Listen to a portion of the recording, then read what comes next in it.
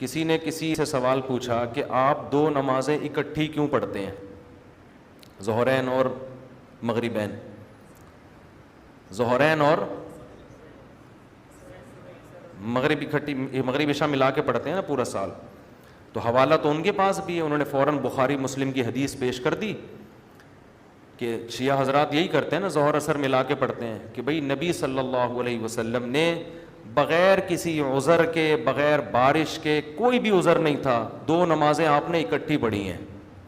اور جب پوچھا گیا تو راوی کہتے ہیں کہ اس لیے تاکہ امت میں کوئی حرج نہ ہو. اب یہ ایک حدیث ہمیں ملتی ہے، حوالہ تو ہے اس حدیث کا بھی، مگر بلا عذر دو نمازوں کی اکٹھا پڑھنا ہمارے پاس اجماع امت کی دلیل ہے کہ یہ اس کی اجازت بولو نہیں. نہ خلفائے راشدین کے دور میں کبھی ایسا ہوا، نہ صحابہ تابعین، صدیوں سے اسلام چلا آ رہا ہے، چاروں امام اس پر متفق ہیں کہ آپ دو نمازیں بغیر کسی شرعی عذر کے اکٹھی نہیں پڑھ سکتے.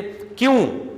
اس لیے کہ یہ جو قرآن کی آیت ہے ان الصلاۃ کانت علی المؤمنین کتابا موقوتا، نمازیں مومنین پر مقررہ وقت میں فرض ہیں، اس آیت کا پھر کوئی مطلب نہیں رہے گا، اس میں ہر نماز کا وقت متعین ہے. تو ایک حدیث اگر ملتی ہے اس میں درجنوں احتمال ہوتے ہیں. پہلا احتمال یہ ایک راوی بیان کر رہا ہے، بھائی وہ کتنا ہی سچا ہو اس سے غلطی بیان کرنے میں ہو سکتا، چاہے وہ بخاری کا ہی کیوں نہ ہو. یہ تھوڑی کہ بخاری کی حدیث بس آ گئی تو اب سارے مسئلے چینج ہو گئے. بندہ تو ایک ہی ہے نا جو بیان کر رہا ہے، اس سے غلطی ہو سکتی ہے. نیک ثقہ آدمی بھی بعض دفعہ بیان کرنے میں غلطی کر سکتا ہے. ایک آدمی کتنا ہی نیک ہو، کتنا ہی سچا ہو، خطا کا امکان ہے. بخاری میں بھی خطا کا امکان ہے. بخاری کی ایک حدیث میں آتا ہے کہ حضرت سلیمان کی 60 بیویاں تھیں، دوسری میں آتا ہے قسم اٹھائی تھی 100 کے بارے میں. ظاہر ہے یا تو 60 والا بیان ٹھیک ہے یا 100 والا، حالانکہ دونوں حدیثیں صحیح ہیں، لیکن ہم کہتے ہیں کہیں راوی سے خطا، بظاہر تو یہی ہے کہ ایک سے خطا ہوئی ہے بیان کرنے میں، کہ اس نے عدد کو زیادہ فوکس نہیں کیا، 60 کو 100 کہہ دیا یا 100 کو 60 کہہ دیا کسی نے. تو اسی وجہ سے صرف یہ کبھی کسی فقی کا مذہب نہیں ہے کہ بس جو حدیث بخاری میں آ جائے اس پہ فتویٰ دینا ہے. اس سے قوی حدیثوں کو، اس سے قوی دلیل کو پہلے دیکھا جاتا ہے، اور بخاری سے قوی قرآن ہے. تو اسی وجہ سے ان الصلاۃ کانت علی المؤمنین کتابا موقوتا، چاروں امام کہتے ہیں کہ بھئی نہ صحابہ نے یہ کام کیا، نہ تابعین نے، نہ قرآن سے بھی نہیں پتہ چلتا. تو اس سے پتہ چلتا ہے یا تو حدیث کے راوی سے بیان کرنے میں غلطی ہوئی ہے، یا زیادہ صحیح جواب یہ کہ یہ جمع حقیقت میں جمع نہیں ہے، صورتاً جمع ہے. صورتاً جمع کا مطلب یہ ہے کہ ظہر کو مؤخر کیا، آخر وقت میں پڑھا، اور جب سلام پھیرا تو تھوڑی دیر میں عصر کا وقت شروع ہو گیا اور پھر فوراً عصر پڑھ لی.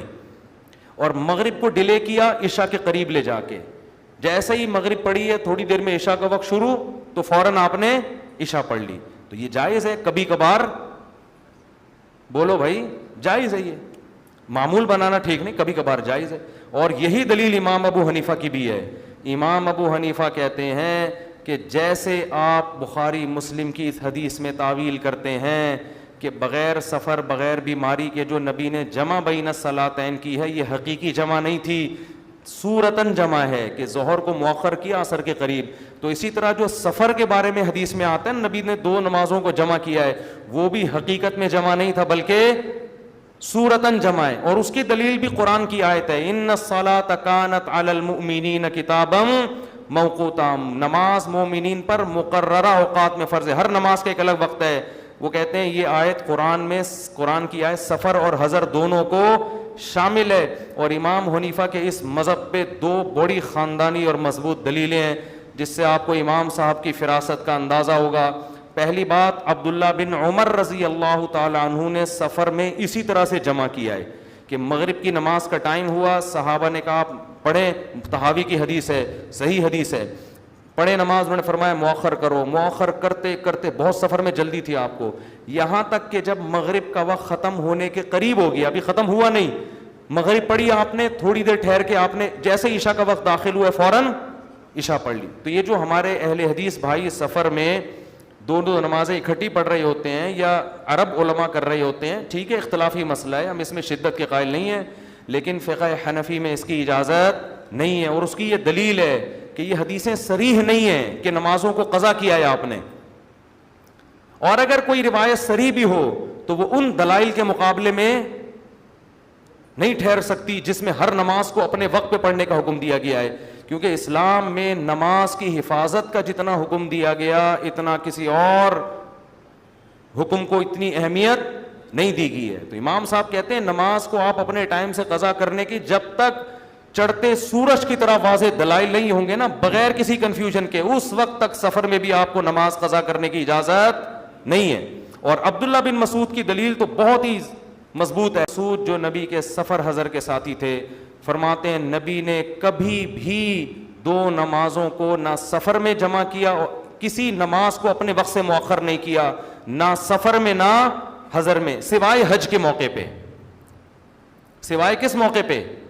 حج کے موقع پہ۔ تو حج میں جو ظہر اثر ملا کے پڑھی جاتی ہے یا مغرب جو ہے مزدلفہ میں جا کے قضا کر کے پڑھی جاتی ہے، وہ تو حقیقت میں ہے عبداللہ بن مسعود کے بیان کے مطابق۔ اس کے علاوہ سفر میں جب دو نمازیں ملا کے پڑھی جا رہی ہیں تو یہ صورتاً ملائی جائیں گی، کسی نماز کو اپنے وقت سے مؤخر نہیں کیا جائے گا۔ تو امام ابو حنیفہ کا مسلک اس بارے میں دلائل کے لحاظ سے کمزور نہیں ہے، بہت مضبوط ہے۔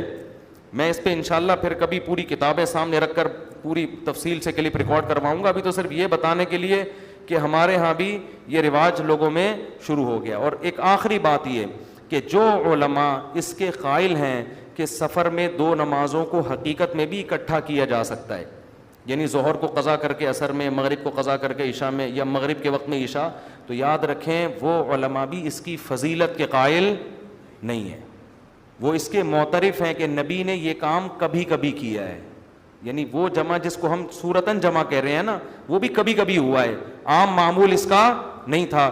لیکن ہم اپنے اہل حدیث بھائیوں کو دیکھتے ہیں کہ وہ ہمیشہ سفر میں دو نمازیں اکٹھی پڑھ رہے ہوتے ہیں، یہ خود عمل خلاف سنت ہے، یہ تو شدید مجبوری میں احیاناً ایسا ہوا ہے۔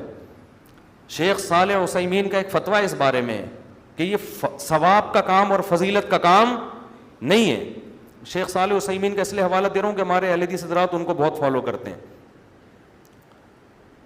تو وہ یہ کہتے ہیں ان کے فتویٰ اس بارے میں کہ یہ فضیلت کا کام کبھی کبھار، اور یہ ابن قیم رحمہ اللہ نے بھی یہ بات لکھی ہے، لیکن ہم دیکھ رہے ہیں کہ آج اس کا عام رواج ہو گیا ہے بغیر کسی عذر کے، بغیر کسی، اور شیعہ لوگوں نے تو ساری زندگی کے لیے معمول بنا لیا کہ ظہر کے ساتھ عصر اور مغرب اور عشاء ساتھ ساتھ، جو 5 نمازوں کا کانسیپٹ تھا اسلام کا وہ کیا ہو گیا؟ وہ تو بالکل ہی ختم ہو گیا۔ تو صرف حدیث کا حوالہ دے دینا اور حدیث کا ترجمہ کر کے چلے جانا یہ کافی نہیں ہوتا۔ سمجھتے ہو لوگ صرف حوالے کو دیکھتے ہیں، وہ بخاری سے بات کر رہے ہیں، آگے اس کے پاس اس کے علاوہ کتنے دلائل ہیں، اس کا مطلب کیا ہے، صحابہ کی اس بارے میں کیا آراء ہیں، ان کا عمل کیا ہے۔ تو جو پراپر طریقے سے علم حاصل کرتے ہیں وہ تمام چیزیں پراپر طریقے سے پڑھتے ہیں، اس کے بعد رائے قائم کرتے ہیں، اور جو پڑھتے نہیں ہیں وہ پھر 2-4 باتیں لے کے امت میں ایک فتنہ پیدا کرتے ہیں۔